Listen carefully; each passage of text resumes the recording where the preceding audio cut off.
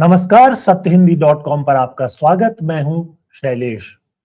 तृणमूल कांग्रेस यानी ममता बनर्जी की पार्टी में हो क्या रहा है? अभी दिन में कल्याण बनर्जी का एक बयान आया। ये सांसद हैं, तृणमूल कांग्रेस के प्रमुख नेता हैं। बयान में उन्होंने कहा कि अब ममता जी चुन लें कि अपने भतीजे अभिषेक बनर्जी को रखना चाहती हैं या मुझे। बाद में कोलकाता में एक मीटिंग हुई और फिर उसके बाद उन्होंने पार्टी की तरफ से लोगों को ब्रीफ किया जैसे कुछ हुआ ही नहीं। शत्रुघ्न सिन्हा जो तृणमूल कांग्रेस के संसद सदस्य हैं, दिन में उनका बयान आया कि उन्होंने प्रधानमंत्री नरेंद्र मोदी को 12 साल का कार्यकाल पूरा करने पर शुभकामनाएं दी और उनके दीर्घ जीवन की कामना की। उसके बाद ये खबर फैल गई कि शत्रुघ्न भी 20 सांसदों के साथ तृणमूल कांग्रेस से बाहर जा रहे हैं और वो भी एनडीए को यानी बीजेपी को समर्थन देंगे। सयानी घोष के बारे में भी इसी तरह की खबर आई, लेकिन बाद में कल्याण बनर्जी ने घोषणा कर दी कि सयानी घोष को जो युवा विंग है उसका प्रमुख बना दिया गया है और सयानी घोष दिल्ली से लौटकर कोलकाता भी पहुंच गई। तो ये क्या हो रहा है? बिल्कुल ऐसी स्थिति सामने आ गई है जिससे लगता है कि वो जो पुराना खेल आया राम गया राम का था वो शुरू हो गया या मछली बाजार हो गया, पता नहीं क्या हो गया। बहुत जरूरी है कि इस मुद्दे पर गंभीरता से बातचीत की जाए। एक जरूरत तो ये है कि हम इस बात को समझने की कोशिश करें कि एक चुनाव हारते ही आखिरकार तृणमूल कांग्रेस बिल्कुल खत्म होने की स्थिति में क्यों आती जा रही है। ये महत्वपूर्ण होगा खोजना, क्योंकि 15 सालों तक वो सत्ता में थी, एक चुनाव हारी और उसके बाद सबसे पहले उनके 58 या 60 विधायक ही बाहर हो गए 80 में से। उसके साथ साथ लोकसभा के सदस्यों की बात भी चल रही है कि 28 में से 20 जा रहे हैं।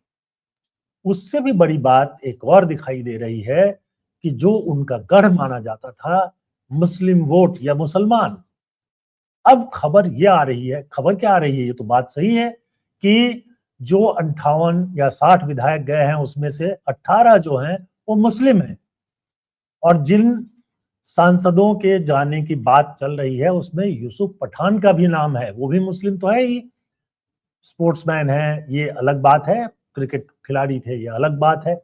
आखिर भगदड़ की ये स्थिति क्यों आई है? क्यों मुस्लिम उनको छोड़कर जा रहे हैं? और क्या तृणमूल हमेशा के लिए समापन की तरफ है?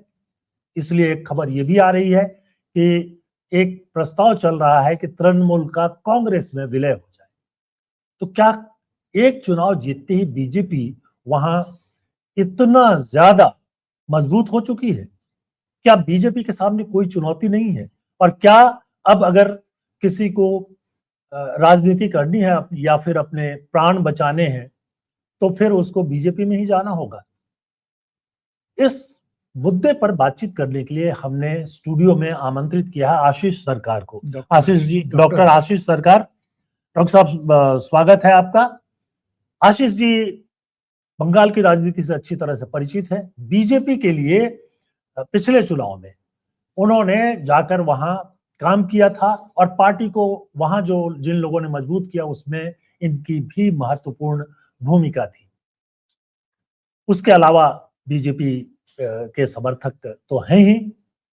हमारे साथ हैं जयशंकर गुप्त। जयशंकर गुप्त वरिष्ठ पत्रकार हैं और बंगाल में रह चुके हैं। लंबे समय तक उन्होंने बंगाल में ही पत्रकारिता की है और बंगाल को अच्छी तरह से समझते हैं, भारतीय राजनीति को भी समझते हैं। तो सबसे पहला सवाल आशीष जी आपसे कि ये जो बंगाल में दिखाई दे रहा है, क्या बीजेपी अब वहां स्थायी रूप से आ गई है और अब पहले सीपीएम का जैसे समापन हो गया, खत्म हो गई पार्टी, इस बार एक भी सदस्य उनका विधानसभा में नहीं जीता है। कांग्रेस 2 या 3 पर सिमट गई है, वो भी खत्म हो गई। तो ये 30-35 साल तक रहने वाली पार्टियां और फिर 15 साल, ये खत्म हो गई है। क्या तृणमूल कांग्रेस को भी बीजेपी साफ करने जा रही है? देखिए, अगर आपको बंगाल की राजनीति को समझना है तो उसके इतिहास को समझना होगा। और मेरा सौभाग्य है कि मुझे सिद्धार्थ शंकर रे के साथ में पूरा एक दिन फर्स्ट क्लास के कंपार्टमेंट कालका मेल में रहने का अवसर प्राप्त हुआ। मैं उस समय बहुत छोटा था, बहुत छोटा। मेरे पिताजी से बातचीत चल रही थी और मैं वो सुन रहा था, और वो मेरे स्मरण पटल में आज भी गूंजता है। सिद्धार्थ शंकर राय का उस समय कहना यह था, कांग्रेस के थे, कि बंगाल के अंदर राजनीति नहीं है, यहां खुली गुंडागर्दी है और राजनीतिक विचारधारा केवल आवरण है, केवल नेम प्लेट है, लेकिन गोदाम में कुछ और है। ये बात मैं कोमल हृदय का था। मेरे ख्याल में मैं शायद 5वीं में या 4थी में पढ़ता हूंगा, या उससे भी कम में होऊंगा। मेरे हृदय में बैठ गई कि मैं जिस राज्य से आता हूं वहां पर राजनीति नहीं है, गुंडागर्दी है। इस तरह की बात सिद्धार्थ शंकर रे जैसे ज्ञानी विद्वान लोग ये कह रहे हैं, जो स्वयं राजनीति में के शीर्ष पर हैं। तो मैं चूंकि बंगाल से ही आता हूं, लेकिन मेरी शिक्षा दीक्षा उत्तर प्रदेश में हुई, दिल्ली में नौकरी किया मैंने, यहीं पर मैंने राजनीति करी, लेकिन बंगाल में आना जाना रहता है। अब समस्या यह है कि आपको अगर बंगाल को समझना है तो वहां की राजनीतिक सोच को समझना होगा। वहां की राजनीतिक सोच केवल मात्र स्वार्थ के ऊपर अवलंबन करती है। चाहे वो एक समय था जिस समय वामपंथी हुआ करते थे, कॉलेज स्ट्रीट से लेकर अगर आप एयरपोर्ट तक चले जाएं तो आपको कम से कम 20 दुकान के ऊपर, फुटपाथ के ऊपर दास कैपिटल बिकते हुए दिखाई देगा। आज वो दास कैपिटल कहीं दिखाई नहीं देता। तो कहने का अर्थ यह है कि लगता था कि भाई यहां बस वामपंथ है और कुछ है ही नहीं। अब आप देखेंगे अचानक चारों तरफ, मैं अभी बंगाल में लगभग पिछले 6 वर्षों से एक राजनीतिक पार्टी के लिए काम करता था, जिसको आप कह रहे हैं आप सत्ता में आ गई है, लेकिन बड़े खुले रूप में नहीं, एक संघ के स्वयंसेवक के नाते पीछे से कर रहा था। तो अब ऐसा लगने लगा अचानक सारे दीवारें भले ही किसी रंग की हो, गेरुआ दिखने लगी हैं। तो रंग पलटने में पश्चिम बंगाल और विशेषकर ये पूरा ये इलाका जो है, ये इसका कोई जवाब नहीं है। तो मेरा कहने का मतलब ये है कि जो प्रश्न आपने किया है, आपको लग रहा है कोई बहुत बड़ी बात हो गई। आज अगर मान लीजिए किसी कारण से भारतीय जनता पार्टी की सरकार गिर जाए और कोई दूसरी सत्ता में आ जाए, तो अचानक रंग बदल जाएगा। यानी कोई सिद्धांत, कोई किसी चीज पर मतलब एक अडिग रहने वाली बात पश्चिम बंगाल में नहीं है। मैं आज से बिल्कुल 6 महीने पहले की स्थिति में बता रहा हूं। मुझे ये लगता था कि क्या हालत है इस समय भारतीय जनता पार्टी की, यहां तो इलेक्शन में जीतना मुश्किल है। मैं पिछले लोकसभा में, मैं वहीं का वोटर था, पिछले लोकसभा में जब मैं वोट देने गया तो मैं अपने घर से जब वहां तक गया, लगभग 1 से सवा किलोमीटर दूर था। तो जिसको कैंडिडेट बनाया गया था वो तृणमूल से आया हुआ व्यक्ति था, मैं नाम नहीं ले रहा हूं, लेकिन लोकसभा बता देता हूं, दमदम क्षेत्र की बात कर रहा हूं मैं। तो मैं और मेरे 2 पीए थे साथ में, क्योंकि मैं अकेला कभी बंगाल में निकलता नहीं हूं, क्योंकि आप जानते हैं। तो मैंने कहा कि यार ये देखो कि हमारे बीजेपी के कितने झंडे लगे हैं भाई, कितने लोग हैं, कितने लोग वो एम्बलम लगा के बैठे हैं। पूरे मेरे घर से लेकर और वोटिंग सेंटर तक पूरा 1 सवा किलोमीटर की दूरी मैंने नापी, एक व्यक्ति नहीं था, कहीं कमल का चिन्ह नहीं था, कहीं पर मतलब किसी भी तरह से जय श्री राम कहिए, कोई भी ऐसा नारा नहीं था। मुझे बड़ा दुख हुआ। अब क्या हुआ कि जब मैं वोट डालने के लिए अंदर दमदम क्षेत्र है वो लोकसभा क्षेत्र, मैं जब अंदर जाने लगा तो उसने कहा कि साहब आपको वोटर लिस्ट में नाम क्या है। मैंने कहा मैं सिर्फ वोटर आईडी दूंगा और कुछ नहीं दूंगा। वो जो अफसर था वहां पे, इलेक्शन ऑफिसर, मैंने कहा मैं सिर्फ वोटर आईडी देता हूं, आपको ढूंढना ढूंढिए, नहीं तो नहीं। इतने में एक लड़का उठा और उठ के उसने कहा कि दादा मुझे वोटर आईडी दीजिए। तो मैं कुछ बोला नहीं, उसको दे दिया। लेकिन मैं इतना समझ गया कि ये बीजेपी का कम से कम नहीं है हाव भाव से। तो मैंने पूछा कौन सी पार्टी है? बोले मैं तो तृणमूल का हूं। मैंने कहा मैं तो वोटर तो बीजेपी का हूं। बोले कि भाई साहब आप जिसको चाहे उसको वोट दें, मैं क्या कर सकता हूं, लेकिन मैं आपका भी वोट ढूंढ के देता हूं।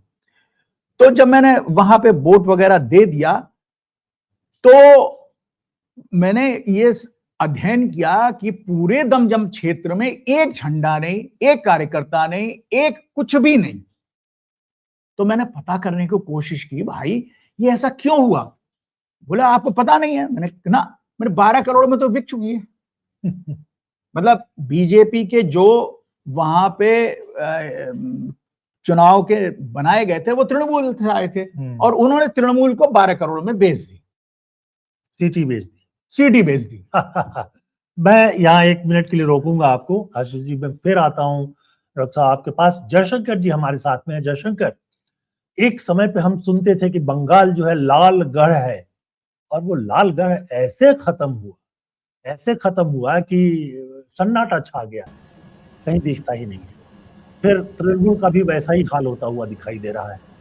क्या लगता है आपको कि वहां अब देश भर में हो या नहीं, लेकिन बंगाल में एक देश एक पार्टी वाली स्थिति होने जा रही है? नहीं, ये तो बहुत शुरुआती स्टेज में इस तरह की कल्पना हो सकती है। राजनीति में बदलाव तो होते ही रहते हैं। अभी जो जिस ढंग का माहौल बना हुआ है, आशीष ठीक कह रहे हैं, वहाँ की जो राजनीति उस ढंग से चलती रही है। कभी लेफ्ट का साम्राज्य था, गढ़ था, लगता था कि कभी लेफ्ट का पत्ता हिलने ही वाला नहीं है, कभी उनकी सत्ता उनके हाथ से जाने ही वाली नहीं है।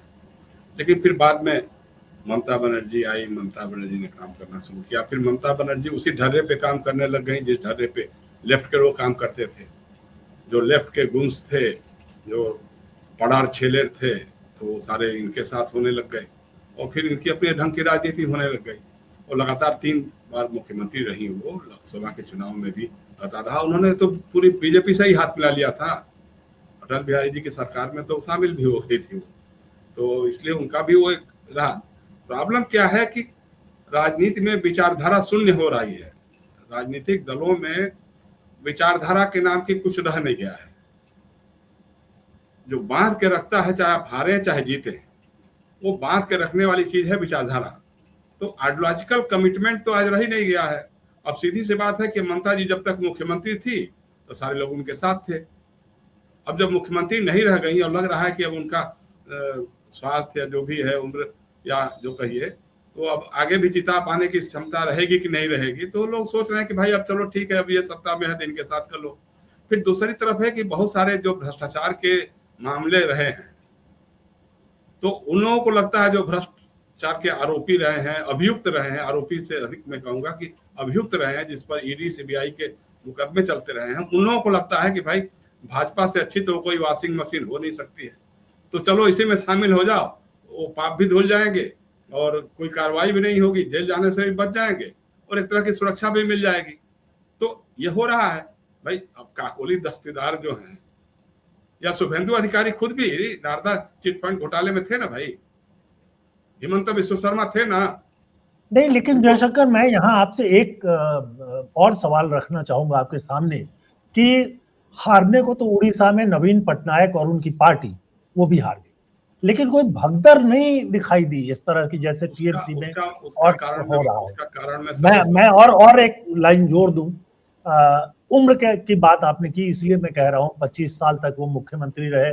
उम्र अब उनकी भी ममता से कम नहीं है और ममता उनके मुकाबले में कई गुना ज्यादा सक्रिय है।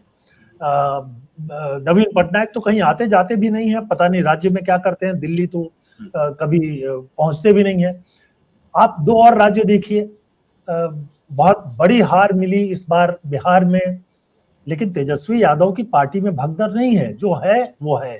उसी तरह से उत्तर प्रदेश में देखिए तो अखिलेश यादव की पार्टी में भगदड़ नहीं है, जो है वो है। ये तृणमूल में ही क्यों दिखाई दे रहा है? और एक सवाल इसके साथ और कि आखिर 18 मुस्लिम विधायक, एक मुस्लिम सांसद, शायद और भी है, मैं एक ही का नाम याद है इसलिए बोल रहा हूँ, नहीं, ये क्यों जा रहे हैं? तीन है। तो ये क्यों जा रहे हैं? 3 मुस्लिम सांसद हैं, बहरामपुर से यूसुफ पठान हैं, जंगीपुर वाला है, फिर मुर्शिदाबाद वाले हैं, तीनों मुस्लिम हैं कैंडिडेट, और तीनों कभी कांग्रेस के गढ़ होते थे। आपको याद होगा कि शायद जंगीपुर से प्रणब मुखर्जी पहली बार चुनाव जीते थे, और बहरामपुर से लगातार अधीर रंजन चौधरी जीतते थे, और मुर्शिदाबाद से भी कांग्रेस का ही आदमी जीतता था। पूरी एक पट्टी थी बहरामपुर से तो ये लेकर के मुसलमान क्यों जा रहे हैं? नहीं, देखो मुसलमान क्यों जा रहे हैं, उनको लग रहा है कि भाई अब सरकार है इनकी है, तो इनके साथ नहीं रहोगे तो मारपीट होगी। जो इस तरह का तांडव शुरू हो गया जीतने के बाद, जीत के बाद, तो उसके शिकार हम बनेंगे। उनको तो लगता है हमारे लिए तो कोई खड़ा नहीं होगा, तो चलो ठीक है, यही चलो भाई, क्या करना है, साथ में रहेंगे, यही रहेंगे। तो उनको अच्छा, दूसरी बात यह है कि भाई बंगाल तो वो राज्य है, या उस समय तो देश कहा जा सकता था, उसमें बंगाल का जो है, वहां तो मुस्लिम लीग और हिंदू महासभा ने मिलकर सरकार बनाई थी, तो उनका तो पुराना एक ऐसे भी वैचारिक रिश्ता है, तो इसलिए ऐसा कुछ नहीं है। दूसरी बात है कि क्यों भगदड़ क्यों बंगाल में मची है। देखिए, भाजपा एक सुनियोजित राजनीति पे काम कर रही है। भाजपा को किसी हालत में भी इसी लोकसभा से, इसी संसद से वन नेशन वन इलेक्शन और डिलिमिटेशन बिल को पास कराना है। उड़ीसा में बिजू जनता दल की कोई हैसियत है नहीं, लोकसभा में उनके कोई सांसद ही नहीं है कि जो उसको तोड़ने की जरूरत पड़े बीजेपी को, और उसको तोड़फोड़ करने की जरूरत पड़े। जो थे वो अभी राज्यसभा वाले चले गए, फिर बाई इलेक्शन हुआ, बीजेपी वहां से जीत गई। तो बंगाल में है कि अब चूंकि बड़ा चंक है, 28 एमपीज हैं, 28 में से अगर 2/3 निकल गए, और अगर मान लीजिए वो दल बदल विधेयक कानून में नहीं आए, तो उसके हिसाब से इनका काम बन सकता है। इनको किसी हालत में भी 2/3 बहुमत चाहिए, उसके लिए पास कराना है, क्योंकि इनके साथ अंदर तो पूरा एक मिशन का काम है ना, उस ढंग से उन लोग काम कर रहे हैं अपने हिसाब से, तो उसमें ये सबसे कमजोर नस यही है। अब दूसरा इसमें क्या है, वो उनके साथ ईडी है, उनके साथ सीबीआई है, उनके साथ इनकम टैक्स है, और उनके साथ मीडिया है। मीडिया का जिस तरह से भोंपू बज रहा है शैलेश जी, रोज बस टूट गई। टीएमसी के 20 सांसद चले गए, 19 सांसद चले गए, और वो लोकसभा पत्र तैयार हो गया, पत्र में 20 लोगों ने सांसद कर दिए। अरे भाई साहब, 20 लोगों ने 20 सांसद नहीं, मैं यहाँ फिर कहूंगा कि मीडिया की अगर आप बात करते हैं, तो जब तक बंगाल में चुनाव नहीं हुए थे, मीडिया का एक बड़ा वर्ग ममता बनर्जी और टीएमसी का भी समर्थन करता था, और मीडिया अगर कुछ कर सकता है तो केरल में कर लेना चाहिए था। मीडिया अगर कुछ कर सकता है तो तमिलनाडु में करना चाहिए था। नहीं, पहले पूरी बात तो सुन लीजिए। हमारा कहना है कि अगर 20 सांसदों ने समर्थन पत्र लिख करके तैयार कर दिया है एनडीए को देने के लिए, एनडीए के लिए समर्थन पत्र बना दिया है, और वो टीएमसी से अलग हो गए हैं, तो वो पत्र लोकसभा अध्यक्ष को देने में देर क्यों हो रही है? क्यों काल्पनिक हवा घोड़े उड़ाए जा रहे हैं आप लोग कि भाई 20 नाम है, ये नाम है, ये नाम है। शत्रुघ्न सिन्हा का आज बयान आ गया, कहना साहब मैं तो नहीं जा रहा हूं कहीं भी। साइनी घोष का अभी तक कुछ क्लियर नहीं हो रहा है। तो इसी तरह से बल रोज अनटप्पो एक एक नाम उछालते जाइए, फिर सबका दायरा बढ़ेगा, फिर उन पर कुछ होगा, ये हो जाएगा। तो ये काम जो मीडिया जब सरकार चलाने बनाने का काम जब करने लग जाती है, उस समय तक उसको लगता होगा उसके मीडिया के एक बड़े वर्ग को, हालांकि उस समय भी मीडिया का बड़ा वर्ग जो है वो जिस ढंग से मोदी जी को, अमित शाह जी को, भाजपा को दिखाता था, उस ढंग से बाकी विपक्ष को नहीं दिखाता था। तो वो तो एक अलग खेल है। लेकिन ये इस खेल का मैं कह रहा हूँ कि भाई आप एक बार जब आप रोज दिखा रहे हैं, रोज चैनलों पे आ रहा है, रोज अखबारों में आ रहा है कि भाई 20 सांसद टूट गए, 20, अरे भाई तुम दिखाओ ना। अगर 20 सांसद जिस दिन हो जाएंगे, उस दिन तो लोकसभा अध्यक्ष को जाके लोग पत्र दे देंगे। कहीं ना कहीं कुछ दाल में काला है, नहीं हो पा रहा है, इसलिए लोग चुप बैठे हैं। तो ये सारी चीजें हैं। मतलब ठीक है, टूटेगी पार्टी, जुटेगी पार्टी, जैसे मैंने शुरू में ही कह दिया कि उनको बांधे रखने के लिए आपके पास कोई विचारधारा नहीं है। आप कांग्रेस से निकले हुए लोग हैं। अच्छा, यूसुफ पठान को टीएमसी ने टिकट क्यों दिया भाई? क्या उनका लेना देना है बंगाल की राजनीति से? एक क्रिकेटर थे, गुजरात के थे, गुजरात से रहते थे। अब चूंकि अधीर रंजन चौधरी साहब को हिसाब किताब बराबर करना था, तो उनको हराने के लिए बाहर से एक मुसलमान ला दिया आपने। तो इस तरह की चीजें हैं। ये लड़की जो है शताब्दी राय, उनको पहले किसी फिल्म चौरंगी लेन या कौन था, उस फिल्म में हम लोगों ने कुछ देखा था उनको, उनका क्या राजनीति में योगदान है भाई, उनका क्या पॉलिटिकली आइडियोलॉजी है, क्या कब उन्होंने लोकसभा में मुंह खोला है, कोई किसी इशू पे बोला है। तो इसी तरह से ला करके लोगों को आप टिकट देंगे तो फिर जाहिर सी बात है कि उनका अपना रहेगा, जब जिधर दम उधर हम, तो दम इधर बीजेपी के साथ दिखाई दे रहा था, उनके साथ हो सकता है जाए वो लोग। और जयशंकर जी, मैं यहाँ रोक रहा हूँ आपको। ये आपने बहुत महत्वपूर्ण बात की कि क्यों यूसुफ पठान को टिकट दिया जाए, या मैं ये भी कह सकता हूँ कि शत्रुघ्न सिन्हा को बंगाल से क्यों टिकट दें या कीर्ति आजाद को क्यों टिकट दें। ये पॉलिटिकल तो हैं पहले से ही, लेकिन उसके बावजूद इनको टिकट दिया गया। ये काम कांग्रेस भी करती है। एक जमाने में अमिताभ बच्चन को लाकर इलाहाबाद से खड़ा कर दिया जाता है और हेमवती नंदन बहुगुणा को हराने की बात की जाती है।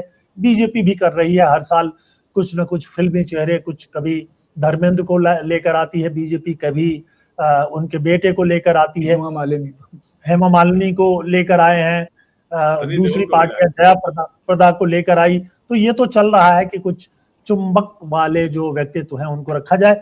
आशीष जी, मैं आपसे पूछता हूं कि क्या ये जो सिलसिला शुरू हुआ है बंगाल में, ये जो है उसके पीछे कहीं ना कहीं जो बंगाल में लंबे समय से चल रहा था, यानी लेफ्ट के आने के पहले भी लोग बाग कहते हैं कि इसकी शुरुआत कांग्रेस के दौर में हो गई थी, कि कट मनी ग्रुप एक आ गया था, एक तोलाबाज और इस तरह की कई चीजें कही जाती हैं, ये आ गए थे और बाद में राजनीति वही नियंत्रित करते हैं। जो आदमी उनको नियंत्रित कर लेता है या जो पार्टी उनको नियंत्रित कर लेती है, अंततः वो सत्ता में आती है और जब तक वो देखते हैं कि यहाँ पर मेरा काम चल रहा है तब तक ठीक है, नहीं तो बल्क में वो दूसरी तरफ जाते हैं और दूसरी पार्टी आ जाती है। बंगाल में कहावत है राजनीति के ऊपर, उसको मैं बांग्ला में ही बोलूंगा, हिंदी कर दूंगा। बांग्लाय मौलाट पाल्टा है, वो ही पाल्टा है ना। यानी बंगाल के अंदर जो कवर है, कवर पेज पलट जाता है, कभी दास कैपिटल का हो जाता है, कभी रामचरितमानस का हो जाता है, कभी बाइबल का हो जाएगा, कभी कुछ और हो जाएगा, लेकिन अंदर जो है ना वही है और वही रहेगा। और दुर्भाग्य की बात यह है, मैं पिछले 3 वर्षों से बंगाल के अंदर काम कर रहा हूं एक राजनीतिक पार्टी के लिए, लेकिन उस राजनीतिक पार्टी ने अपनी नैतिकता को, अपने सिद्धांतों को, अपनी नियमावली को परछत्ते के किसी कोने में डाल दिया और वही किया जो कांग्रेस करती आई है। और इसका परिणाम मैं आपको शैलेश जी बता रहा हूं कि बड़ा भयंकर होने वाला है। अब उसमें देश भी भुगतेगा, पार्टी भी भुगतेगी और भारत की राजनीति भी भुगतेगी। जब तक किसी देश के अंदर एक राष्ट्रवादी दल अपने राष्ट्रवादी सिद्धांतों को छोड़कर केवल मात्र सत्ता के लिए हर कुछ करने को तैयार हो जाए, तो वहां की राजनीति भी बर्बाद होगी, देश भी बर्बाद होगा। और दूसरी बात, अब मैं सीधी सीधी बात नहीं कर रहा हूं, आप समझ रहे हैं मैं क्या कहने जा रहा हूं। और दुख की बात इस बात का है कि ये इस तरह से सत्ता में आने से न तो सत्ता का लाभ है, न देश का लाभ है, और दूसरा पार्टी की जो गरिमा है, पार्टी की जो महत्व है, पार्टी जी का जो सैद्धांतिक आदर्शवाद है, वो बिल्कुल चौपट होता चला जा रहा है। इसलिए जो पुराने कार्यकर्ता हैं, जो कर्मठ कार्यकर्ता हैं, उनके हृदय में बड़ी वेदना है। लेकिन मैं यहाँ पे टोकता हूँ आपको, ये तो आप वैसी ही बात कर रहे हैं जैसे इंद्रेश जी ने अभी कुछ दिनों पहले क्या कह दिया। उन्होंने कहा ना कि ये जो जिस तरह के लोग मतलब मुझे पूरा वो याद नहीं है, लेकिन जिस तरह की स्थितियां बन रही है उसमें कोई बहुत अच्छी स्थिति नहीं। देखिए, मैं संघ का स्वयंसेवक हूँ, कट्टर स्वयंसेवक हूँ। मैं इंद्रेश जी के जो भी कहा है उस पर कोई बात नहीं करूंगा। जो आप कह रहे हैं लगभग उसी तरह की बात नहीं, मैं उस चर्चा में नहीं जा रहा हूँ, इंद्रेश जी की बात में नहीं जा रहा हूँ। लेकिन मैं जो कह रहा हूँ कि अब आप जितने सांसद बने हैं, विधानसभा में आए हैं, उनको सबको बैठा लीजिए और आप उनसे कहिए 10 मिनट एकात्म मानववाद के ऊपर बोल पाएंगे क्या? वो राष्ट्रवाद नहीं समझते। अगर अगर अगर एक पार्टी मछली की दुकान बन जाए कि भैया आज बाटा मछली नहीं मिली है तो पाबदा बेच लो, और पाबदा में नहीं मिली है तो गोलमछली बेच लो, ये तो नहीं है ना भाई। पार्टी हर त्योहार जाएंगे, जरूरी था बंगाल जीतना है? आप वो सब दुष्कर्म करके सत्ता में आए हैं, मुझे कहने में कोई कठिनाई नहीं है। मैंने अटल जी के दर्शन किए हैं, मैं राष्ट्रवाद के विचारधारा पे मानता हूं, और मैं इतना जरूर कहना चाहता हूं कि इस तरह से सत्ता में आई हुई पार्टी अपने आप आत्महत्या की ओर चली जा रही है। बहुत गंभीर बात की है जयशंकर जी, मैं आपकी भी राय इस पर चाहूंगा। हालांकि ये जो गिरावट है ये सिर्फ बीजेपी में नहीं है, और आखिरकार वो बीजेपी के मूल लोग भी नहीं है, वो तो दूसरी ही पार्टियों से आ रहे हैं, तो वो गिरावट तो वही है। और जब वहां से आप लेकर के आएंगे लोगों को तो जाहिर सी बात है कि वैसा ही माल आपको मिलेगा। इन्होंने जो संकेत दिया वो ये कि जो मूल बात थी बीजेपी के सामने, यानी जो राष्ट्रवाद की बात थी या जो एक शासन की बात थी, उसकी जगह किसी भी तरह से सत्ता में बने रहने की एक आकांक्षा दिखाई दे रही है। और बंगाल का जो चुनाव है उसके वो जो नतीजे आए हैं और फिर उसके बाद जो कुछ तृणमूल कांग्रेस में घट रहा है वो सब जो है उसी का नतीजा है। लेकिन तृणमूल कांग्रेस को लेकर के जो बात की जा रही है, कल्याण बनर्जी ने कहा कि दीदी ये चुन ले कि उनको अभिषेक बनर्जी चाहिए या मैं चाहिए। हालांकि बाद में वहां जाकर के कोलकाता जब पहुंचे उन्होंने, जो पार्टी की आज मीटिंग हुई वर्किंग कमेटी की, उसके बाद ब्रीफ किया उन्होंने, तो लेकिन ये सवाल तो उन्होंने उठा दिया। और अभिषेक बनर्जी के साथ 2 और ज्वाइंट सेक्रेटरी जोड़े गए, जिसमें एक डेरेक ओब्रायन भी है और एक और नाम मैं भूल रहा हूं।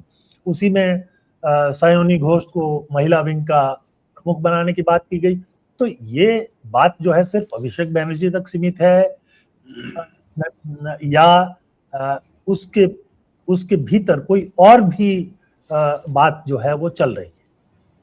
नहीं सर, पहली बात तो यह है, जैसे आशीष दादा बता रहे थे वो एकदम सही बात है। वो संघ के लोगों की या भारतीय जनता पार्टी के जो मूल कार्यकर्ता हैं उनकी चिंता है ये कि भाई दरी से लेकर के सब उठाते रहे, हम लोग सारे काम हमने किए और आप जो है चुनावी जीत के लिए जो भी है, मतलब किसी को भी ला करके आप बिठा दे रहे हैं, हमारे सब पे बिठा दे रहे हैं, करें भाई इसका सपोर्ट करो, इसके लिए कमल छाप का वोट मांगो। अब ये तो हो ही रहा है ना। आज देखिए कि 1.5 दर्जन के करीब आज मुख्यमंत्री हैं भारतीय जनता पार्टी के, लेकिन उसमें से आधे दर्जन से ज्यादा जो है वो उनका बीजेपी से कोई लेना देना नहीं रहा कभी। चाहे वो सम्राट चौधरी हो, चाहे शुभेंदु अधिकारी हो, चाहे हेमंता बिस्व शर्मा हो, चाहे माणिक सरकार हो, अरे क्या नाम है, त्रिपुरा वाले हो या अरुणाचल वाले हो, मणिपुर वाले हो, ये सारे लोग जो हैं इनका कोई बीजेपी से आरएसएस से लेना देना नहीं रहा है। ये कल अगर फिर कांग्रेस आ जाएगी या कल हो जाएगा तो कल उधर पलटी मार के चले जाएंगे। इनका सबसे बड़ी बात है, देखिए भारतीय जनता पार्टी ने सबसे बड़ा कंप्रोमाइज ये किया कि भ्रष्टाचार के जो गंभीर आरोप जिन पर लगाए उन्हीं को पार्टी में ला करके अपने लोगों के सिर पे बिठा दिया। अब पता नहीं मोदी जी आरएसएस से भी कुछ हिसाब किताब चुकता करना चाहते हैं, नहीं करना चाहते हैं, मालूम नहीं है। लेकिन दूसरी तरफ ये भी है ना, वो कहते हैं कि भाई देखो हम काम तो संघ के ही कर रहे हैं। जो संघ के जितने भी विवादित मुद्दे थे, जो भी एजेंडा उनका था, उसको एक एक करके मोदी जी लागू करते चले गए।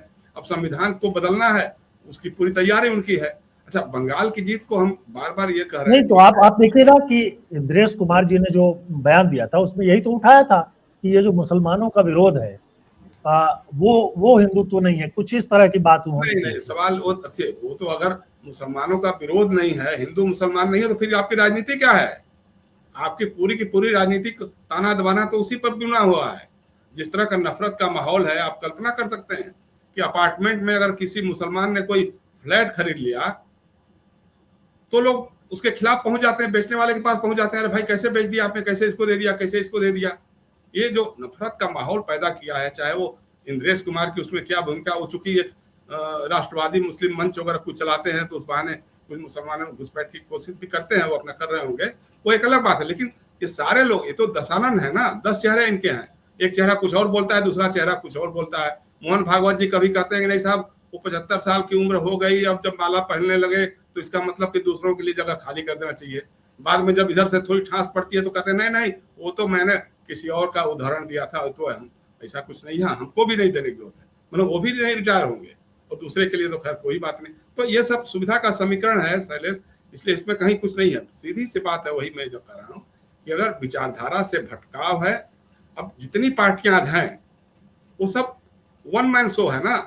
ममता बनर्जी की पार्टी है, अखिलेश यादव की पार्टी है, तेजस्वी यादव या लालू यादव की पार्टी है, नहीं, लेकिन आप पटनायक की देखिए पार्टी कि है, लेफ्ट जो है नरेंद्र मोदी की अगर आज नरेंद्र मोदी और अमित शाह के खिलाफ और कोई क्या बोल सकता है? उनकी पार्टी है आज व्यक्तिगत रूप से, व्यक्ति प्रधान हो गया है ना, विचारधारा प्रधान नहीं रही आज। आज आशीष की चिंता हम एकदम उससे हम सहमत है, पूरी तरह से सहमत है, उनकी विचारधारा से हम असहमत हो सकते हैं, लेकिन जो मौजूदा परिस्थितियों में जो हाल जिस ढंग के बनते चले जा रहे हैं, ये वन मैन शो चल रहा है। भाई एको हम द्वितीय नास्ती, द्वितीय है तो अमित शाह है, उसके अलावा और कुछ नहीं है, दो लोग मिलकर चलाएंगे। नहीं, लेकिन आप विचारधारा की बात कर रहे हैं तो मैं इसमें गिनाना चाहूंगा कि जो वामपंथी विचारधारा की पार्टियां थी, सीपीआई सीपीएम, उनका समापन जैसा हो गया है। उसके बाद अगर आइए, समाजवादी समापन हो गया है, कांग्रेस गांधीवाद से बहुत दूर है, ये है। तो अब अगर ये लंबी बहस का विषय है, इस पर कभी लंबी चर्चा भी हो सकती है। देखिए अब समाजवादी क्या करते गए, विचारधारा के नाम पे उनका सिर्फ एक रह गया, जाति और सामाजिक न्याय रह गया, लेकिन बाकी सारे मुद्दे भुला दिए। वामपंथियों ने दास कैपिटल तो पढ़ लिया, लेकिन जो भारत की सामाजिक व्यवस्था उसको समझने की कभी कोशिश नहीं की। जब लोहिया कहते थे कि भाई यहाँ पे जाति पहले टूटनी चाहिए, वर्ग नहीं है, यहाँ वर्ग संघर्ष बाद में होगा, पहले जाति टूटेगी तब कोई वर्ग बनेगा। जो सीटू का एम्प्लॉय है जो वहाँ काम करता है कलकत्ता में या बम्बई में, वो आजमगढ़ में और बलिया में आकर के तिवारी और चौबे हो जाता है। जब वोट होता है तो सीपीएम को या सीपीआई को नहीं देता है, वो चला जाता है कांग्रेस के पास या किसी और के पास। ये हम पहले की बात कर रहे हैं। तो अब सीपीएम के लोगों ने जब हमने बात एक बार उठाई थी तो कॉमरेड सीताराम येचुरी ने उसको स्वीकार किया, कहा हाँ ये गलतियां हुई हम लोगों से। तो हम लोग कहा भाई आप लोग तो ऐतिहासिक गलतियां करने के ये है उस्ताद हैं। और समाजवादियों का भी वही था, समाजवाद की पाठशाला में सिर्फ यही तो नहीं था ना, सिर्फ सोशल जस्टिस तो बहुत बड़ी अवधारणा है, लेकिन उसको आपने जाति पर परिवार पर केंद्रित कर दिया तो जाहिर सी बात है उसका खात्मा होगा। इसलिए कह रहा हूं कि इस पर बहस बहुत लंबी हो सकती है। राष्ट्रवाद है, राष्ट्रवाद बहुत सही कहा उन्होंने, एकात्म मानववाद क्या है। भारतीय जनता पार्टी के बड़े बड़े कार्यकर्ताओं को छोड़ दीजिए, बड़े नेताओं से पूछ लीजिए, वो तो छोड़ दीजिए जो कांग्रेस से आए हैं या अन्य दलों से आए हैं, जो भारतीय जनता पार्टी के आज के कार्यकर्ता हैं, आज के नेता, उनको भी नहीं पता होगा। राष्ट्रवाद का मतलब हिंदू मुसलमान, मुसलमानों के खिलाफ नफरत फैलाइए, सांप्रदायिकता फैलाइए, दंगे करवाइए, कुछ कुछ इशूज उठा दीजिए और उसके नाम पे करते रहिए। कभी किसी को पीट दीजिए, कहिए भैया जय श्री राम का नारा बोलो तो फलाना बोलो तो ये करो, यही है ना। तो एक राजनीति जो गोलवलकर जी के जमाने से चली, सावरकर जी के जमाने से चली कि हमारी राजनीति का आधार होगा एंटी मुस्लिम एंटी लेफ्ट, तो आज भी उसी पे कायम है वो।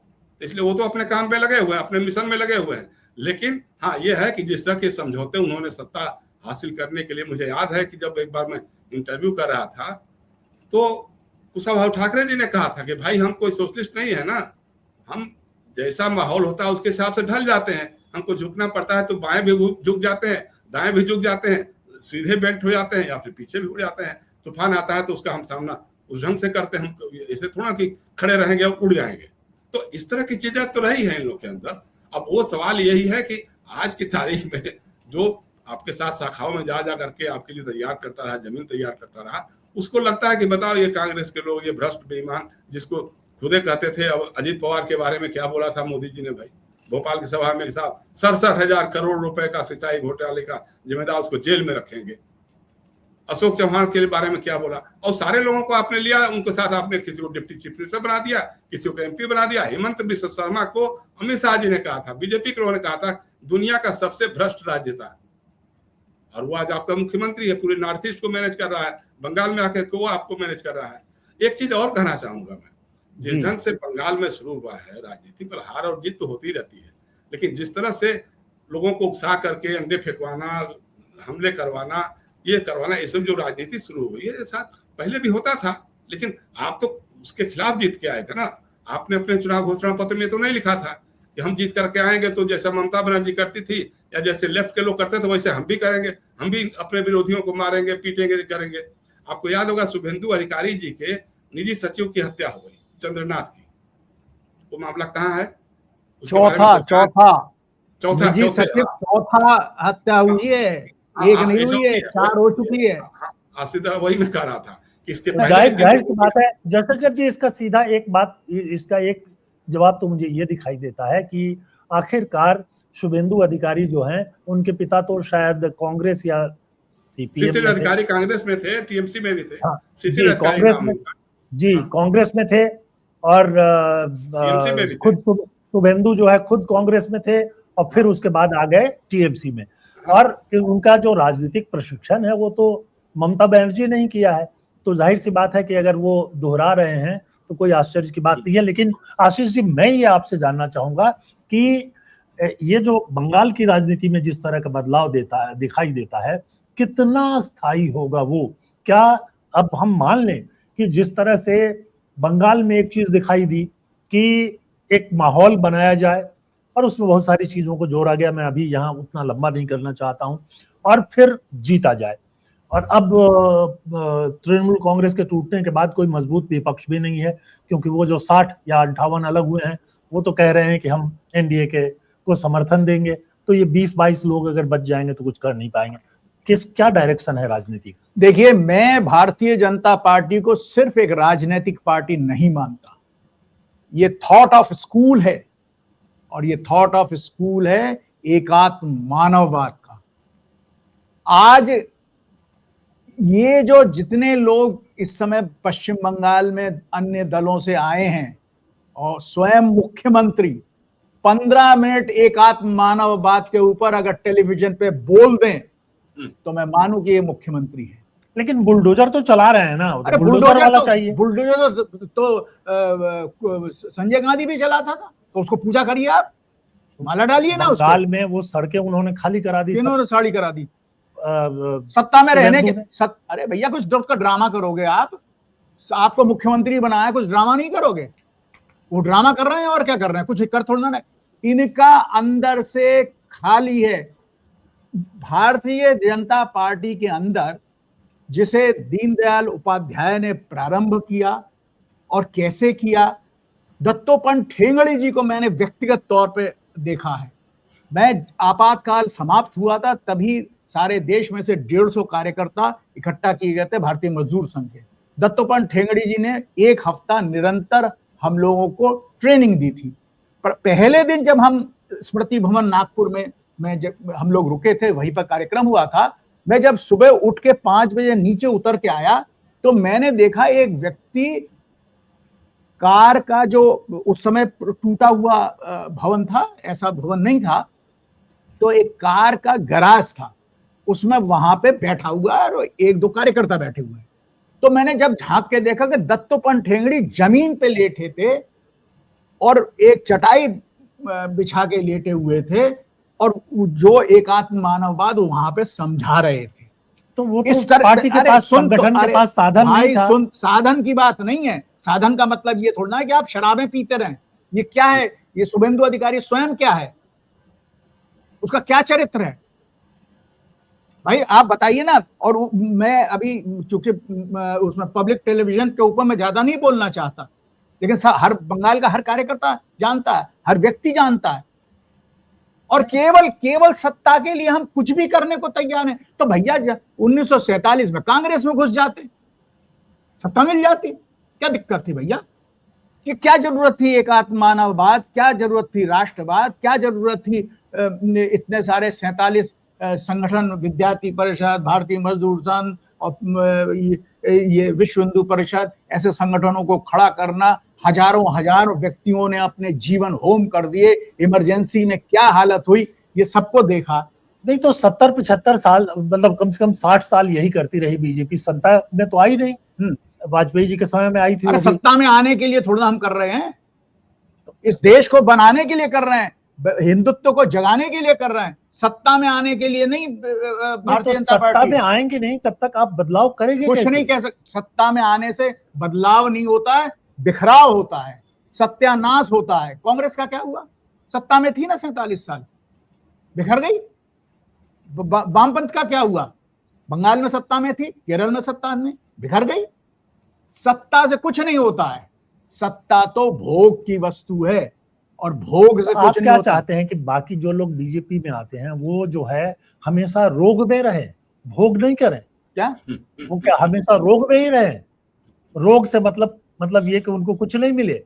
अभी कुछ बीजेपी में जो आते हैं उनको भी बीजेपी में जो आते हैं वो अय्याशी करने के लिए नहीं आते, त्याग के लिए आते हैं। और त्याग अगर करने- त्याग तपस्या नहीं होगा, त्याग तपस्या, बीजेपी की क्या पहचान? त्याग तपस्या है बलिदान। त्याग तपस्या वाले गए, खत्म हो गए, उनकी अरे पीढ़ी खत्म हो चली गई गई। तो पार्टी भी खत्म हो जाएगी, उसमें क्या दिक्कत है? कहाँ खत्म हो रही, तो क्या बढ़ती जा रही है। कांग्रेस का क्या हुआ? 2014 में 7 राज्यों में थी पार्टी, अरे आज 17 राज्यों में है। केंद्र में आपके घर में दिवाली होती है, सुबह सुबह 4 बजे देखिएगा, जब दिया बुझने को होता है बड़ा तेज जलता है। और इसको ये मत मान लेना कि दिया बहुत बढ़िया जल रहा है। दिवाली वाले दिन आप जरा देखिएगा, ये जो दिया बहुत तेज जल रहा है ना, ये एक दिन फुस हो जाएगा। कारण ये है कि भारतीय जनता पार्टी के पीछे एक सिद्धांत है, एक आदर्श है, एक देश को अब ये जो जितने लोग आए हैं, इनको देश शब्द की परिभाषा का नहीं ज्ञान, राष्ट्र का मतलब और देश के मतलब में फर्क क्या है ये नहीं बता सकते। लेकिन उनको इससे क्या लेना देना? उनसे क्या सरकार चला रहे हैं। सरकार नहीं चलाना है, लूट तंत्र बना रहे हैं। सरकार चलाना अलग बात है। अब आप ये चैनल चला रहे हैं, इसमें एक एक विचारधारा लेके चला रहे हैं ना कि मैं ये करूंगा, नहीं तो आप भी करोड़ों कमा सकते हैं झूठे वो करके समाचार देकर। वो तो कमजोर लोग होते हैं जो कमा नहीं पाते। तो यही कमजोर लोग सत्ता में आए। तो ये भाई शुभेंदु अधिकारी को अचानक रात में कौन सा सपना आया, वो ये तो बताए कि ममता को छोड़ के बीजेपी में चले आना है। और भैया शुभेंदु अधिकारी को लिया जिन लोगों ने, उनके लिए मैं पूछ रहा हूं कि क्यों ले लिया आप? उनका तो मकसद पूरा हो गया, क्या सत्ता मिल गई। अगर सत्ता मिलनी होती, अगर हम सत्ता के लालची होते तो नेहरू जी के बाद ही हम सत्ता पे आ जाते। दीनदयाल उपाध्याय के समय ही हम सत्ता की तरफ जाने लगे थे, लेकिन रोका गया कि नहीं, अभी हम तैयार नहीं है। बंगाल में हम सत्ता चलाने के लिए तैयार नहीं है, इसलिए बाहर से लाने पड़ रहे हैं। कितने कार्यकर्ता हैं आपके वहां पे? कितने संघ के कार्यकर्ता हैं? कितने राष्ट्रवाद को जानने वाले कार्यकर्ता हैं? इस तरह से अगर आप सत्ता में जाएंगे तो आपका पराभव निश्चित है, आज हो या कल हो। बहुत गंभीर बात कह दी है आपने, और हमारे प्रोग्राम का समय भी खत्म हो रहा है। बहुत संक्षेप में एक आखिरी टिप्पणी जयशंकर जी कि जो कुछ जिस तरह से सफाया हो रहा है तृणमूल कांग्रेस का, उसका भारतीय राजनीति पर क्या असर हो? देखिए, सीधी सी बात है शैलेश, अगर आपके पास ईडी है, सीबीआई है, चुनाव आयोग है, तो फिर आपको कोई चिंता उंता करने की जरूरत नहीं है। मैं एकदम आशीष दादा की चिंता से एकदम सहमत हूँ, लेकिन सबसे बड़ी बात यह है कि शुभेंदु अधिकारी को बना कौन रहा है? स्वयंसेवक ना, प्रचारक ना, जो आरएसएस का प्रचारक था वही ना। कोई समाजवादी या कोई कांग्रेसी या कोई ये तो नहीं बना रहा है, वो बना रहा है, वो उनको प्रोमिनेंस दे रहा है। हिमंत बिश्व शर्मा कौन बना रहा है? ये लोग बना रहे हैं ना। अब ये लोग आए तो थे पहले अपनी चमड़ी बचाने के लिए। आप देखो क्या है, वहीं पे जो मुकुल राय थे शारदा चिट घोटाले में और किस घोटाले में थे, ईडी ने उन पर मुकदमा किया, वो बीजेपी में चले गए, मामला दब गया, बड़े रहे, फिर छोड़ दिया उन्होंने, टीएमसी में आ गए, फिर ईडी शुरू हो गई, फिर से फाइल खुल गई, फिर चलने लग गया। जहां ईडी जब सब कुछ तय कर रही है, सीबीआई तय कर रही है, चुनाव आयोग, बंगाल का चुनाव क्या इस तरह जीता इन लोगों ने? भाई 27 लाख वोटर जहां पे वोट न दे सके और सुप्रीम कोर्ट कहे कि साहब इस बार नहीं दे पाए तो कोई ऐसे थोड़ा अगली बार दे लीजिएगा। मतलब जहां ये देश की न्यायपालिका इस हद तक आकर के गिरी हो, उस राज्य में आप सोचते हैं कि क्या ये स्वयंसेवकों के बदौलत या इसके बदौलत चुनाव जीते हैं? ऐसा नहीं है भाई, ये भी है कारण। और दूसरा यह कि कार्यकर्ताओं के मन में तो गुस्सा आ रहा है, धीरे धीरे तो आ रहा है लोगों को। भाई जिस काम के लिए हम बलि दे रहे थे अपना, जिस काम के लिए हमने अपना सारा कुछ छोड़ा। और वो तो ये भाजपा नहीं है, वो ये सरकार नहीं है, इस सरकार के नक्शे कुछ और है, वो बात तो चिंता है। लेकिन सीधी सी बात है कि जो रेसिंग बाग का ऑफिस बता रहे हैं, स्मृति वाले बता रहे हैं, हम वहाँ गए, मैं तो नागपुर में संपादक था लोकमत समाचार अखबार का, हम वहाँ गए हैं, देखा है। लेकिन आज उसकी छवि देख करके आइए जरा, ये दिल्ली में जो है, यहाँ जो इनका झंडे वाला का ऑफिस है, वो 5 स्टार होटल से कम हो गया है क्या? अगर भारतीय जनता पार्टी ने अपना 5 स्टार होटल बनाया, प्रचारक के बारे में क्या था कि प्रचारक जी के 3 ही काम, भोजन, बैठक और विश्राम। आज क्या हो रहा है? आज तो सारे डील ये लोग करवा रहे हैं बैठ करके, कौन वाइस चांसलर बनेगा, कौन प्रोफेसर बनेगा, कितना रेट फिक्स होगा, ये सारे कामों में तो वे लगे हुए हैं।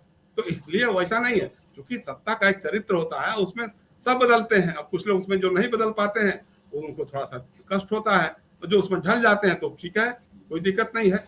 तो इसलिए ऐसा नहीं है। चलिए, आप इस बहस को संघ की तरफ ले जा रहे हैं, अभी हम उस पर बात नहीं करेंगे जयशंकर जी, हमारे पास समय की कमी है। एक आखिरी टिप्पणी आशीष जी आपसे कि देश की राजनीति की दशा और दिशा क्या है? अगर ईडी सीबीआई को ही चलाना है तो अभी तो काफी सालों तक इनके बूते पर चुनाव जीता जा सकेगा।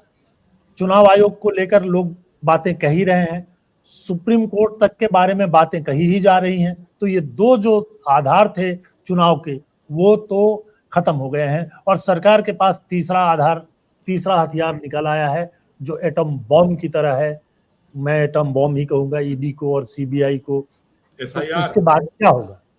एसआईआर तो वही चुनाव आयोग। दुर्भाग्य की बात यह है, मुझे बोलना है? जी, दुर्भाग्य की बात यह है कि इस समय जो राजनीति में लोग हैं, सत्ताधारी, मैं भी सत्ताधारी दल का ही हूं, वो चम्मच से लड़ाई लड़ रहे हैं और तलवार से भूसा खा रहे हैं। तो वो होगा यही भाई, या तो आपकी जीभ कटेगी या फिर युद्ध में गए हैं तो वो गर्दन काट देगा। तो दुर्भाग्य यही है कि मतलब एकदम से जो कहते नहीं है कि हमारे बंगाल के अंदर 2 पूजा होती है पूर्णमासी के दिन, शरद पूर्णमासी के दिन। मैं थोड़ा सा अगर बोलने के लिए इजाजत दें, वैसे काट दीजिएगा बाद में। नहीं। हाँ, तो 2 पूजा होती है, एक आलोक्षी और एक लोक्षी। मतलब एक अलक्ष्मी जो होती है उसको, उसकी पूजा उजा करके उसको कूड़े में डाल के आते हैं, और एक लक्ष्मी होती है जिसकी पूजा उजा करके अपने घर में पूजा के स्थान पर स्थापित करते हैं। लेकिन दुर्भाग्य की बात यह है कि इस समय भारतीय जनता पार्टी आलोक्षी को तो घर में बैठा रही है और लोक्षी को कूड़े में फेंक के आ रही है। This is happening in the Bharatiya Janata party, और उसका परिणाम अभी बहुत जल्दी आ जाएगा। मैं तो बड़े तैयारी से बैठा हुआ हूँ, मैंने आपातकाल भी भोगा है, उस समय वो सारा कुछ देखा है। आपातकाल जिस दिन लगा था उस दिन फर्स्ट ईयर ओटीसी फिरोजाबाद में था, तो मुझे पता है आपातकाल क्या होता है, संघ के प्रथम वर्ष के शिक्षण में था। तो आज वही स्थिति है, और ये जो स्थिति चल रही है, आप रिवर्स ऑफ आपातकाल से गुजर रहे हैं, और उसके बाद क्या होगा, सत्ता कैसे पलटा खाएगी, ये तो ऊपर वाला ही जानता, मैं और आप तो कुछ कह नहीं सकते। बहुत बहुत धन्यवाद आशीष जी, और जयशंकर जी आपको भी धन्यवाद। प्रोग्राम को हमें खत्म करना पड़ेगा क्योंकि समय नहीं है हमारे पास, और चलते चलते दर्शकों आपसे एक विनम्र अनुरोध है कि कमेंट सेक्शन में आइए, और ये जो गर्मा गर्म बहस हुई है जिसमें आशीष सरकार जैसे व्यक्ति जो पिछले चुनाव में और बल्कि उसके पहले से ही जो है, नहीं इस समय चुनाव में भी रहा, इस समय भी रहे, पिछले चुनाव से पहले भी रहे, वो बीजेपी को जिताने के लिए बंगाल में पूरी ताकत लगा रहे थे, और आज उस पर कई सवाल उठा रहे हैं। जयशंकर जी जो बंगाल को अच्छी तरह से जानते हैं, उनके भी सवाल हैं। तो कमेंट सेक्शन में आइए और अपनी राय साफ साफ बताइए। हम आपकी जो राय है उसका सम्मान करते हैं, और यथावत हम उसको प्रकाशित होने देंगे। हम अगर उसमें कोई अश्लीलता नहीं है, कोई अभद्र भाषा नहीं है, तो हम उसमें कोई काटपीट नहीं करते हैं। इसके साथ साथ एक अनुरोध है कि हमारे चैनल को सब्सक्राइब कर लीजिए, अगर अभी तक सब्सक्राइब नहीं किया है तो हमारे प्रोग्राम्स जो है उनको लाइक कीजिए, एक बार ये जो घंटी होती है उसको बजा दीजिए ताकि आपको सारी सूचनाएं बिल्कुल समय पर मिल सके। और एक और अनुरोध है, सत्य हिंदी अब ऐप पर भी उपलब्ध है। ये आपके पास अगर एप्पल या दूसरा फोन है तो दोनों के लिए उपलब्ध है, उसे डाउनलोड कर लीजिए। आप बेहतर ढंग से हमारे प्रोग्राम्स को देख पाएंगे। और एक और आखिरी अनुरोध, सत्य हिंदी जैसे जो संगठन है वो अपने दर्शकों, अपने शुभचिंतकों की ताकत से ही चलते हैं। तो सत्य हिंदी में इन दिनों हम सदस्यता अभियान चला रहे हैं, आप अगर संभव हो तो उससे जुड़ जाइए। आज के लिए बस इतना ही, बहुत बहुत धन्यवाद, नमस्कार।